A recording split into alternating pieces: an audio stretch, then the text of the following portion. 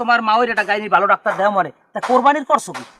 কোরবানির করছিস তাহলে এবছর আমরা গরু গরু তো বুঝলাম, তাই গাইনে বলো কি যে কয় না তাহলে ওই যে মোরা কয় বাপে তো আজীবনই বলদ। হ্যাঁ, অত্র অঞ্চলে কিটা না জানে মুগু আবার বলদ ছাড়া পুষ হয় না বুঝছেন।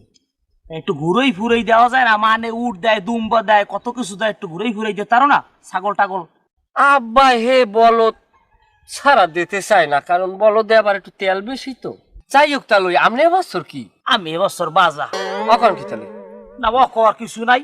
2 বছর যদি তাহলে কাছে বিয়ে না চিন্তা করছি, এই 2 বছর করবেন দিম। দেখেন আমি বুঝছি কি, আমি কই সাইডে ঘুরে গেলার বাপে বাজা হয় কেমনে। যাই হোক না, বাজা গরু কিন্তু ভালো, বাজা গরুতে চিহ্নই হয় ভালো। মা ওই যদি কষাই রানতে পারে তা কায়দা মতোই হইবেন। তোমার মা হয়ে গেছে নরম হই আনার পারে না কেন? আরে মা ওই আগে তালা উঠাইছে, খাইতেই শেষে করছে আমার। হেই মা ওই আজকে গেড়ি খাইতেই গেছে। আসলে কি তালই কইতে পারেন, ওই বসির যে যারে যারে ট্রিটমেন্ট করছে হ্যার গেড়ি যে খাইতেইছে জীবনে আর খারাইবে না। এক রুগীর দিয়ে একটা হুন্ড লইছে ট্রিটমেন্ট করার কথা কইয়া, সেই রুগীও তো কাজ করিয়ে দিয়েছে। কি কম বোঝেন, অর্ডার দেওয়ার ট্রিটমেন্ট লইয়েন না তাহলে মায়ের কলম বাসাইতে পারবেন না বাবা।